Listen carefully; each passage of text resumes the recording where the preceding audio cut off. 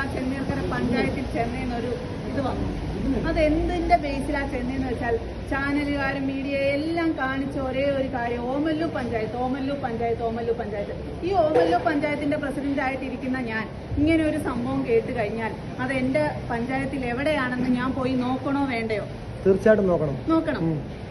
അതിന്റെ ബേസിലാണ് ഞാൻ അവിടെ ചെന്നത്. നിങ്ങൾ ഇത്രയും മീഡിയക്കാർ അവിടെ ഉണ്ടായിരുന്നു. ചെന്നീർക്കര പഞ്ചായത്ത് പ്രസിഡന്റ് നിങ്ങൾക്ക് ബൈറ്റ് തന്നോ? ഞാൻ ഈ സംഭവം അറിഞ്ഞില്ല. ബൈറ്റ് തന്നില്ല എന്നുള്ള കാര്യം ഞാൻ അറിഞ്ഞില്ല. ഇവിടെ ബൈറ്റിന്റെ പ്രശ്നമല്ല, ആ പഞ്ചായത്തിൽ ഇഷ്യൂ അവിടെ പ്രതികളെ അറസ്റ്റ് ചെയ്തില്ലേ? നിങ്ങൾ വൃത്തസ്ഥാനത്തിൽ ഇഷ്യൂ ആണോ ഇവിടുത്തെ കാര്യമാണോ ചോദിക്കുന്നത്? ഒരു മിനിറ്റ്, അത് ആര് പറഞ്ഞിട്ട് പുറത്തു കൊണ്ടുവന്നിട്ടാണ് നിങ്ങൾ എല്ലാവരും ചാനലിൽ ഇന്ന് നിങ്ങൾ തിളങ്ങി നിൽക്കുന്ന ആളുകളെ അറസ്റ്റ് ചെയ്തു എന്ന് പറഞ്ഞു? ഇടുക്കിയിൽ നിന്ന് വാർത്താ സമ്മേളനം നടത്തിയ ഒരു അമ്മയും അവരുടെ മകനും വെളിപ്പെടുത്തിയപ്പോഴാണ് വാർത്ത വന്നത്. അതിനു മുന്നേ ഞാൻ ഇത്രയും വിശദമായിട്ട് അതിൽ നടന്ന കാര്യങ്ങൾ വ്യക്തമായിട്ട് തന്നില്ലേ? അതിനു മുന്നേ ഞങ്ങൾ വാർത്ത വരുന്നത് തലേദിവസം വാർത്ത വരുന്നത് ഇടുക്കിയിൽ വാർത്താ സമ്മേളനം നടത്തിയതാണ് ഞങ്ങളുടെ അറിവ്. അന്നേരം നിങ്ങൾ എന്താ പറഞ്ഞത്? ഓമല്ലൂർ പഞ്ചായത്ത് എന്നല്ലേ പറഞ്ഞത്? ചെന്നീർക്കര പഞ്ചായത്ത് എന്ന് പറഞ്ഞു. ഓമല്ലൂരിലെ എന്ന് പറഞ്ഞിട്ടാണ് ഈ അമ്മയും മകനും പത്രസമ്മേളനം അവിടെ പ്രസ് ക്ലബിൽ നടത്തിയത് കട്ടപ്പനയിൽ. ഓക്കെ, അപ്പൊ ഓക്കെ, അത് അവര് വിഷയമൊന്നുമല്ല. ഈ പറയുന്ന അനാഥാലയത്തിൽ അല്ലെങ്കിൽ ഈ പറയുന്ന വൃദ്ധസദനത്തിൽ ചെന്നതാണല്ലോ, റിപ്പോർട്ടർ ടിവിയാണ് ഈ വാർത്ത പുറത്തു കൊണ്ടുവന്നത്. അവിടെ ചെന്നപ്പോൾ കണ്ട കാഴ്ച എന്തായിരുന്നു? അവിടെയുള്ള അമ്മമാരെന്താ പറഞ്ഞത്? അത് ഞങ്ങള് വീഡിയോസ് അതിന് ഞങ്ങളുടെ കയ്യിലുണ്ട്. ഞാൻ അതിന്റെ ഇതില് അവിടെ ഉള്ള അമ്മമാര് പറഞ്ഞത് ഇവിടെ അമ്മമാരെ നോക്കട്ടെ, വൃദ്ധസദനം അത് അമ്മമാർ അവിടെ നിന്നോട്ടെ, ഒരു പ്രശ്നമില്ല. കാരണം എന്ന് വെച്ചാൽ നമ്മുടെ ഇവിടെ വന്ന് ഒരു 15-18 വയസ്സുള്ള കുഞ്ഞുങ്ങളെ കൊണ്ടുവന്ന് എന്തിനാ ജോലി എന്ന് പറഞ്ഞിട്ട് അതുങ്ങളെ വൃദ്ധസദനത്തിൽ 17 വയസ്സുള്ള പിള്ളേർ എന്തിനു വന്നു?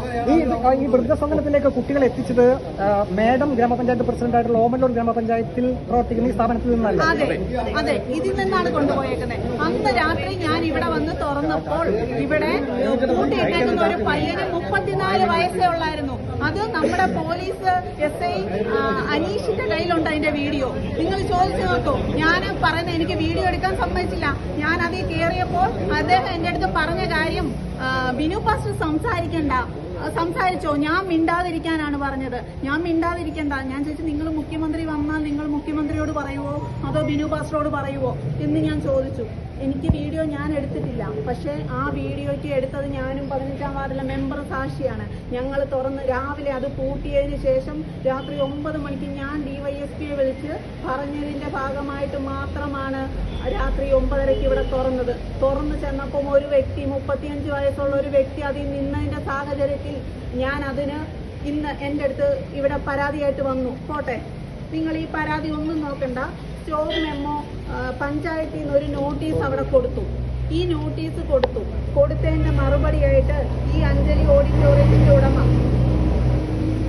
ഇവിടെ ലെറ്റർ കൊടുത്തിട്ട് ഇന്നലെ എൻ്റെ കയ്യിൽ ഒരാളെ കൊടുത്തുവിട്ട് എൻ്റെ കയ്യിൽ ഏൽപ്പിച്ചതിന് ശേഷം എൻ്റെ അടുത്ത് പറഞ്ഞൊരു വാക്കുണ്ട്, പല രാഷ്ട്രീയക്കാരെ ഇവിടെ സമരം നടത്തി ഗ്ലാസും ഹോസ്പിറ്റലും എല്ലാം തല്ലി തകർക്കും.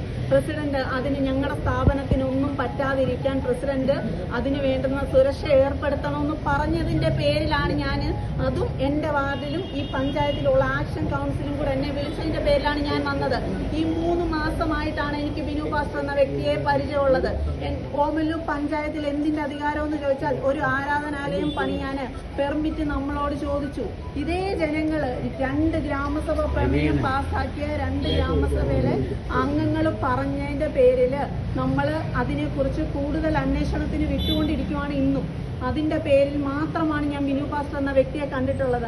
അല്ലാതെ ഈ 12 വർഷമായി ഞാൻ ഓമല്ലൂർ നാട്ടിൽ വന്നിട്ട് എനിക്ക് പുള്ളിയെ ഒരു പരിചയവുമില്ല.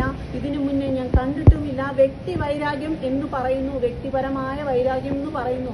എന്ത് കാരണമാണെന്ന് എനിക്കറിയത്തില്ല. മാഡം, ഇവിടെ വ്യക്തിവൈരാഗ്യം പരിചയം എന്നുള്ളതല്ല വിഷയം. ഇവിടെ നിങ്ങളുടെ അധീനതയിലുള്ള ഓമല്ലൂർ ഗ്രാമപഞ്ചായത്തിൽ ഇങ്ങനെ ഒരു സ്ഥാപനം ബോർഡ് വെച്ച് പ്രവർത്തിപ്പിക്കുന്നതിന് ഈ പറയുന്ന ആൾ മേഡത്തിനെ സമീപിച്ചിട്ടുണ്ടോ?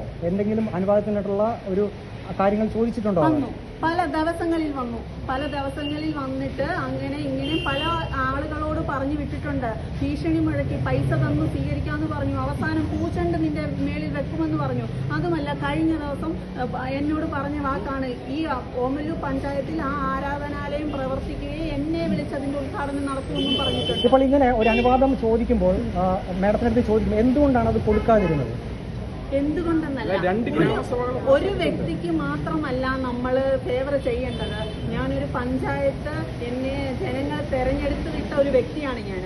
അന്നേരം നമ്മുടെ നാട്ടിലുള്ള എല്ലാ ജനങ്ങളെയും സംരക്ഷിക്കുവാനാണ് നമ്മൾ ചെയ്യേണ്ടത്. ഒരു പാറയ്ക്ക് അടിവശത്തുള്ള ഒരു സ്ഥലത്ത് കൊണ്ടുവന്ന് ഉറവയുള്ള ഒരു സ്ഥലത്ത് ഒരു ആരാധനാലയം, അതും പുള്ളിയുടെ പേരിലോ പല ഇതില് നമ്മൾ അന്വേഷിക്കാൻ വേണ്ടി വെച്ചിട്ടുണ്ട്. ജിയോളജി ഡിപ്പാർട്ട്മെന്റിലെല്ലാം നമ്മൾ വിട്ടിട്ടുണ്ട്.